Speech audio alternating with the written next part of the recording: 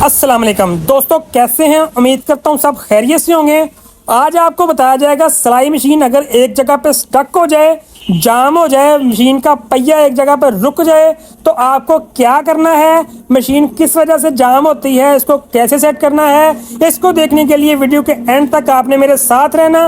Video को कोई भी पार्ट आपने स्किप नहीं करना। इस वीडियो में आपको बताया जाएगा कि कौन कौन सी वजह से मशीन जाम हो जाती है, उनकी रीजन क्या होती है, और अगर मशीन जाम हो जाए तो आपने उसको कैसे सेट करना है। क्योंकि जब मशीन जाम हो जाती है तो आपको नहीं पता होता कि वो किधर से जाम हुई है। इस वीडियो में ये बताया जाएगा कि वो जाम किस वजह से हुई है और किस जगह से हुई है, आपने उसको कैसे सेट करना है। जाम होने की जितनी भी वजूहत हैं वो सब आपको इस वीडियो में मिलने वाली है। तो चले वन बाय वन करके वीडियो का स्टार्ट करते हैं, वीडियो का आगाज करते हैं। आपको बताते हैं कि सबसे पहले जब आपकी मशीन एक जगह पे आके रुक जाए, जाम हो जाए, मशीन का व्हील घूम नहीं रहा, नीडल मशीन की नीचे आके रुक गई है, तो आपको जो सबसे पहले वाला काम है जो आपने क्या करना वो ये है कि मशीन के हेड ऊपर उठाना। उठाने के बाद आपने ये चेक करना है कि मशीन के अंदर जो शटल लगा होता है, शटल के अंदर एक कटोरी होती है, कटोरी को आपने हाथ के साथ मूव करके देखना आया कि वो थोड़ी बहुत रिलैक्स है या एक जगह पे स्टक है। क्योंकि ये अगर जाम होती है तो इसने मशीन जाम कर देनी होती है। और सेकंड पे अगर आपकी मशीन के शटल की कटोरी जो रिलैक्स है तो आपने ये चेक करना कि कटोरी वाली जो शाफ्ट है वो रिलैक्स है या वो स्टक हो गई है। ये वाली शाफ्ट जो होती है इसका लिंक जो है ये सीधा जाता है गियर पे, पंप के नीचे वाली साइड पे। पंप के नीचे एक बुश बना होता है जिसको पंप के ऑयल की नोजल से सप्लाई मिलती है ऑयल की, और पंप से ऑयल ना मिलने की वजह से ये वाला बुश जो है वो स्टक होके मशीन जाम कर देता है। तीसरी रीजन इसकी ये है कि जो ऊपर से गियर नीचे आते हैं, जो शाफ्ट लगी होती है जो दोनों नीचे वाले और ऊपर वाले हिस्से को मिलाती है, वो शाफ्ट के जो बुश होते हैं वो भी तेल ना आने की वजह से एक जगह पे स्टक हो जाते हैं, मशीन जाम हो जाती है, मशीन एक जगह पे रुक जाती है। ये क्यों आती है इसके बारे भी आपको बताया जाएगा। और चौथी जाम होने की रीजन ये है कि पंप के अंदर जो फैन लगा होता है वो अपनी जगह पे स्टक हो जाता है, फैन की वजह से मशीन जाम हो जाती है। या फिर कभी कभार आप पंप खोल के जब दोबारा लगाते हैं पंप की एडजस्टमेंट ना होने की वजह से मशीन जाम हो जाती है। मशीन जाम होने की सबसे जो बड़ी वजह होती वो ऑयल पंप की लुब्रिकेशन होती है।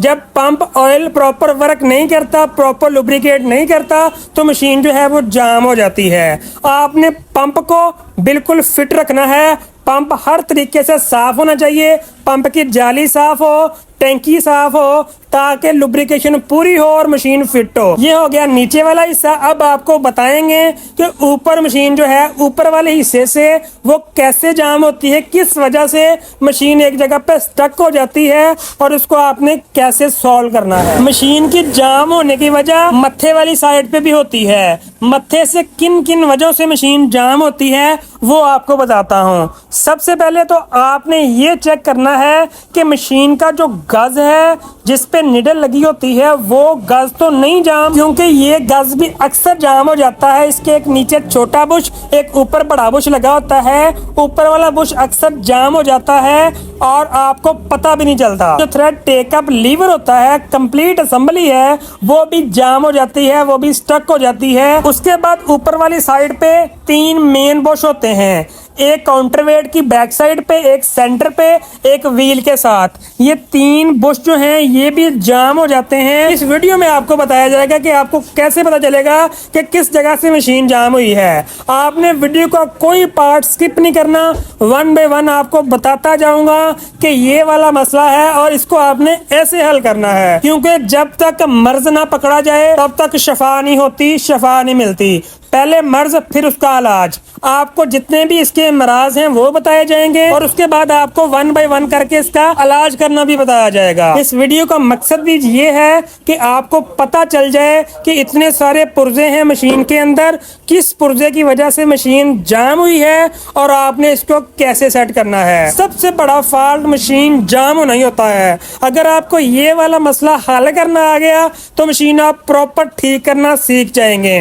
अब आपको बताता हूँ कि बैक प्लेट खोलने के बाद सबसे बड़ी इसकी जो रीजन है वो ये है कि ऑयल ना आने की वजह से मशीन केम से जाम हो जाती है। फीड केम इसको बोलते हैं, जिसपे 2 बड़े स्क्रू लगे होते हैं, ये अक्सर जाम हो जाती है। मैं आपको बता रहा था कि मशीन के सेंटर में बॉडी के अंदर ये वाला बुश होता और एक व्हील के साथ ही बॉडी के अंदर बुश लगा होता है, ये भी जाम होता है। ये तब जाम होता है जब ऑयल लुब्रिकेट नहीं होता। ये देखिए, ये मेन ऑयल पाइप है, मेन ऑयल पाइप की वजह से इस बुश के अंदर ऑयल आता है। अगर यहाँ से ऑयल नहीं आएगा तो मशीन आपकी जाम हो जाएगी। जाम होने की रीजन ये होती है कि जब ऑयल पुर्जों को नहीं मिलता, पुर्जे गर्म होते हैं, हीट अप होते हैं और साइज प्लस होकर स्टक हो जाते हैं। अब आपको बताते हैं कि ऑयल इसका कैसे वर्क करता है। ये देखें, ये वाला पाइप के अंदर जब बुश है, बुश के अंदर सुराख के अंदर से तेल होके पूरी शाफ्ट में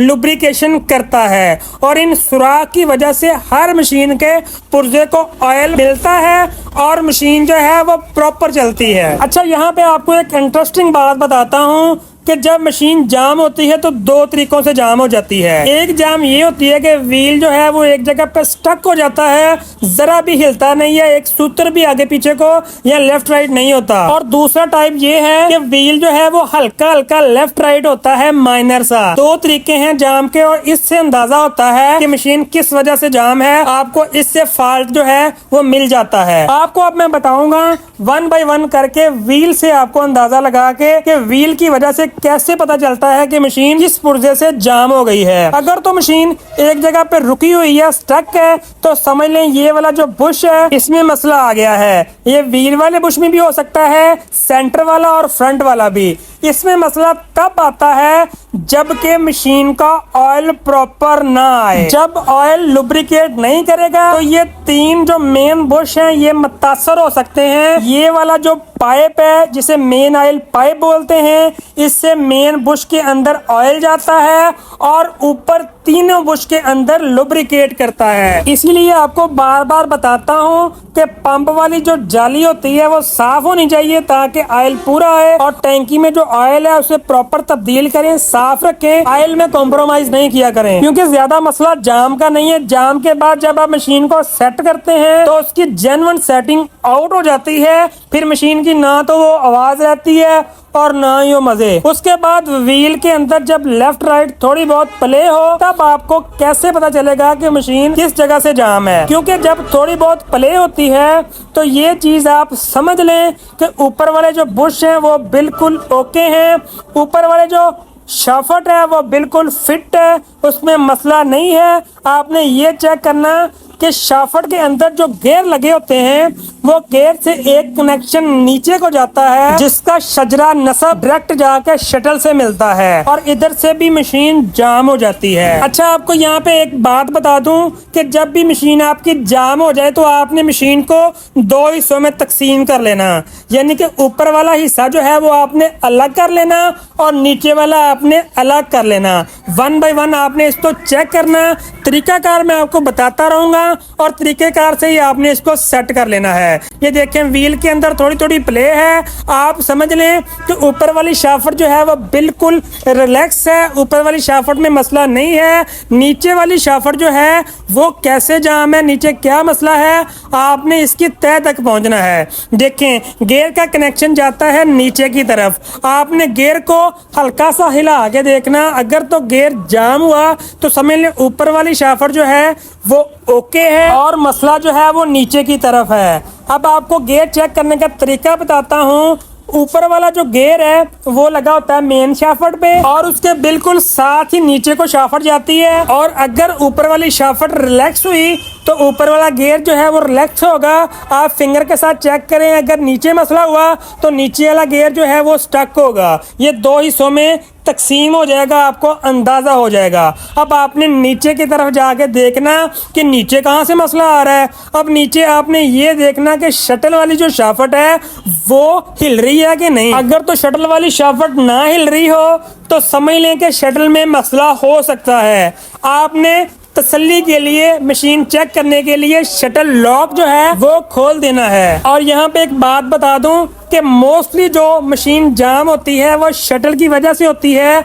शटल खोल के आपको अंदाजा हो जाएगा कि कटोरी के अंदर कुछ चीज तो नहीं फंसी हुई। सम टाइम निडल टूट के फंस जाती है, जैसा कि मैंने आपको बताया कि इसमें डस्ट फंस जाती, धागा फंस जाता, मशीन जो है वो जाम हो जाती है। और आपको पता चल जाएगा कि मशीन शटल की वजह से जाम है। जब यहाँ से मशीन जाम हो जाए तो आपने फौरन से चैनल पे जाना, शटल जाम वाली वीडियो देख के आपने उस तरीके से मशीन सेट कर लेनी, क्योंकि अगर मैं यहाँ पे आपको बताऊं तो 6 घंटे की वीडियो हो जानी है। अब आपको बताता हूँ कि जो नेक्स्ट मसला आता है वो आता है ऑयल पंप की वजह से। जब आपकी मशीन का ऑयल पंप खराब हो जाए, ऑयल पंप वर्क ना करे, ऑयल पंप काम करना छोड़ दे या ऑयल पंप एक जगह पे स्टक हो जाए, तो आपने ऑयल पंप पे लगा एक बड़ा स्क्रू, एक छोटा स्क्रू, दोनों खोलने के बाद आपने पंप को चेक कर लेना है। पंप की मुकम्मल डिटेल से रिसेंटली वीडियो बनी हुई है, आप जाके चैनल पे पंप की वीडियो भी देख सकते हैं। सम टाइम तो ऐसा होता है कि पंप जब खराब होता, आप न्यू पंप लगाते हैं, पंप की एडजस्टमेंट ना होने की वजह से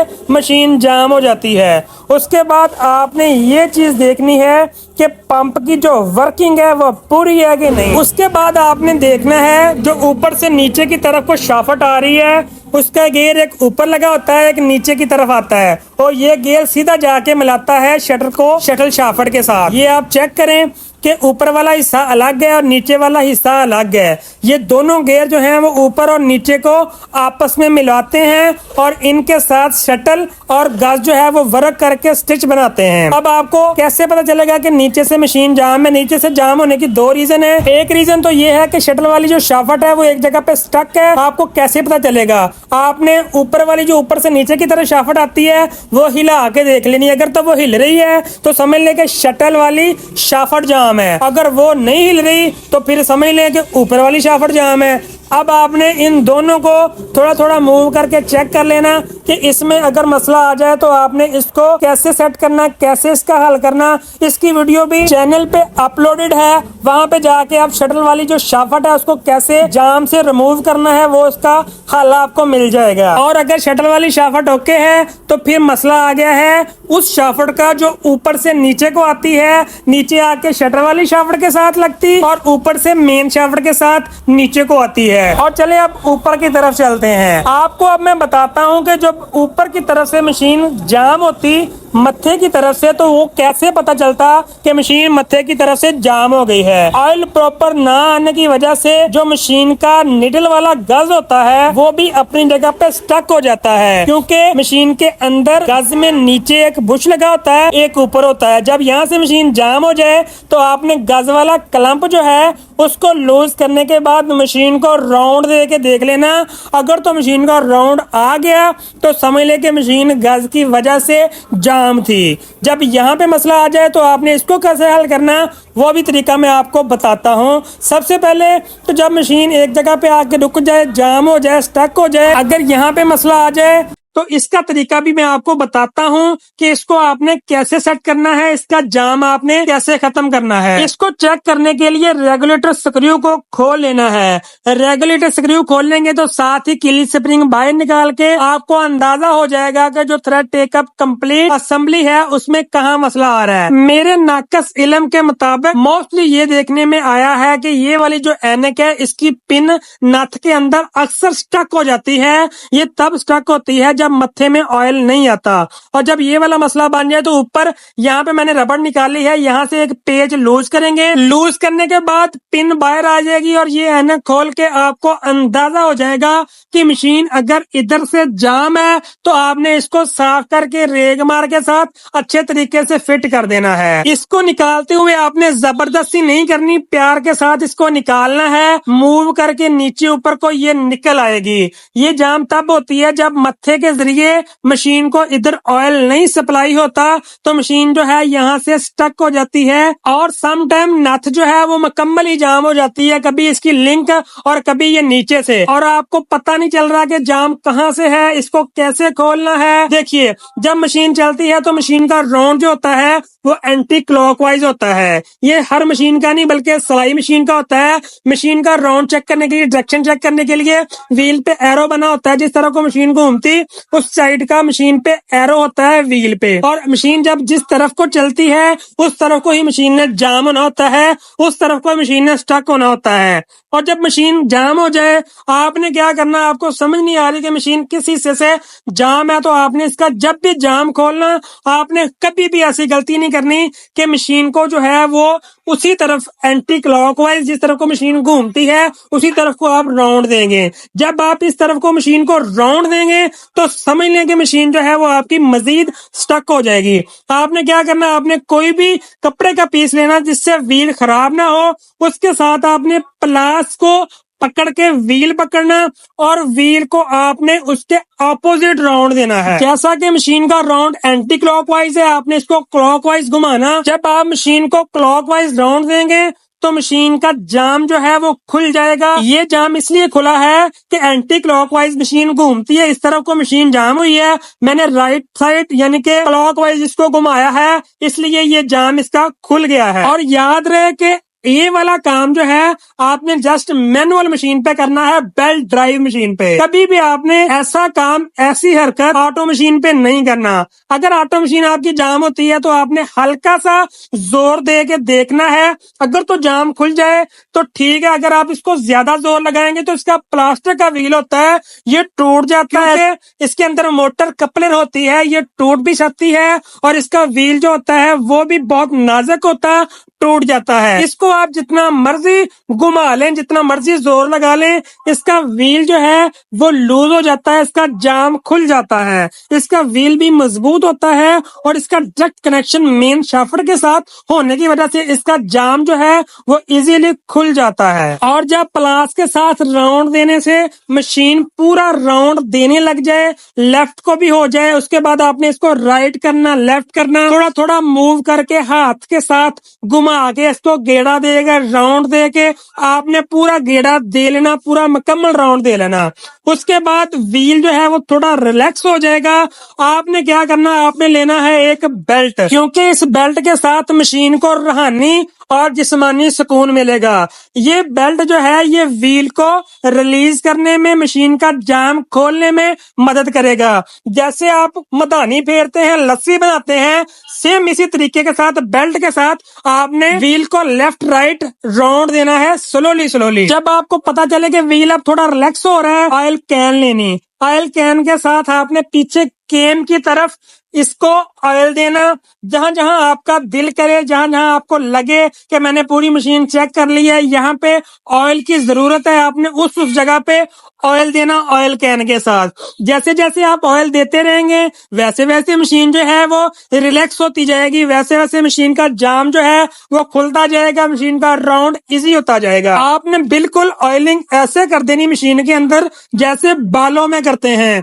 खुश्की वाले बालों में ऑयल करने का इतना ही मजा आएगा आपको जितना इस मशीन को आ रहा है। ऑयल देते हुए आपने जिस बुश के अंदर मेन ऑयल पाइप लगता है उस बुश पे शाफ्ट का सराग सामने लाके आपने इसमें ऑयलिंग लाजमी करनी है। एक बात आपको बता दूं कि बाज़ औक़ात इस पाइप के अंदर जब कचरा आ जाता है तो कचरा डक्ट मेन शाफ्ट के अंदर चला जाता है और मेन शाफ्ट जो है उसके अंदर सुराख में कचरा फंस जाने की वजह से मशीन जाम हो जाती है और ये वजह बनती है मशीन की शाफ्ट जाम होने में। इसीलिए मैं आपको कहता हूं कि टैंकी को साफ रखें, ऑयल को शफाफ रखें और ऑयल वाली जो पंप की जाली होती है उसको भी साफ रखें। इसका जो मेन पार्ट ऑयल पंप होता है इसकी फिटिंग करते हुए आपने ये चीज चेक करनी है कि पंप की जो वर्किंग है वो पूरी होनी चाहिए।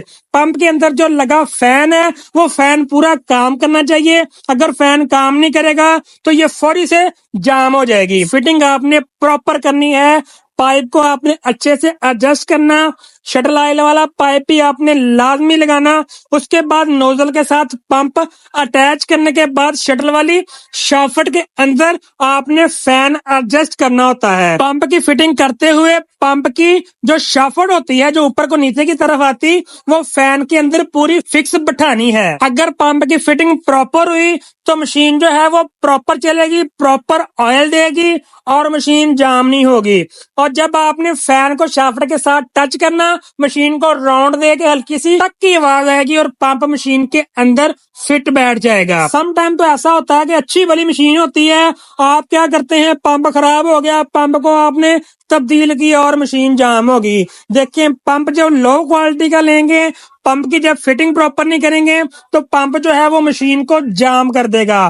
पंप से भी मशीन जाम हो जाती है। बताने का मकसद ये है कि पंप को आपने प्रॉपर फिट करना है, पूरी नोजल को एडजस्ट करना है, जितने भी इसके पाइप आपने खोले थे सारे ईमानदारी के साथ लगाने हैं।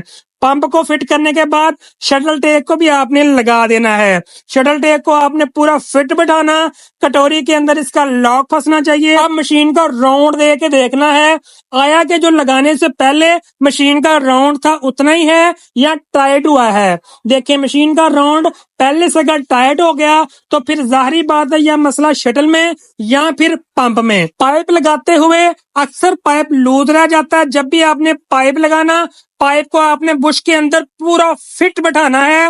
हो सके तो 2 कांते ला के अंदर नु कर दियो। उसके बाद आपने मशीन का राउंड देना। राउंड देने के बाद आप मशीन को चलाएंगे, थोड़ा सा हल्का हल्का सा मशीन को राउंड दें, टैंकी पर रखें, मशीन को मोटर के साथ चलाएं, 10 मिनट 15 मिनट चलाएं स्लोली स्लोली, और साथ साथ चेक करते जाएं कि ऑयल जो है वो ऊपर की तरफ आ रहा है, लुब्रिकेट हो रहा है, पूरी मशीन के अंदर तेल चल रहा है। ये वाला ऑयल ग्लास जो होता है ये ऑयल के लिए ही होता है। यहाँ से शो होता है कि ऑयल ऊपर आ रहा है कि नहीं आ रहा। और मशीन जाम होने की एक वजह ये भी होती है कि मशीन जो है यहाँ से ऑयल देना बंद कर देती और आपको पता भी नहीं चलता। मशीन जो है ये पहला साइन होता है मशीन जाम होने का। सबसे पहले आपने ऑयल चेक करते रहना कि ऑयल जो है वो ऊपर आ रहा है कि नहीं। जब ऑयल ऊपर आने बंद हो जाए तो आपने मशीन भी बंद कर देनी और इसका मसला चेक करना, ऑयल चलाना। सेम इसी तरह जैसे आप अपनी बाइक का, गाड़ी का ऑयल इंजन पूरा रखते हैं, ऑयल को प्रॉपर फिल्टर करके डालते हैं। फिल्टर ऑयल चलाने से, साफ ऑयल चलाने से जैसे जैसे आपकी गाड़ी की लाइफ, गाड़ी के इंजन की लाइफ बढ़ती है, सेम इसी तरीके से मशीन की लाइफ भी ऐसे ही बढ़ती है। अगर आपको फिर भी कोई डाउट है, कोई बात पूछनी, किसी बात की समझ नहीं आई तो आप कमेंट सेक्शन में मेरे से पूछ सकते हैं, आपको इसका जवाब मिलेगा। अगर आपको वीडियो अच्छी लगी तो लाइक कर दें और ऐसे ही वीडियो देखने के लिए हमारा चैनल सब्सक्राइब कर दें और बेल आइकन के बटन को प्रेस कर दें ताकि आपको आने वाली वीडियो आसानी से मिल सके। अल्लाह हाफिज।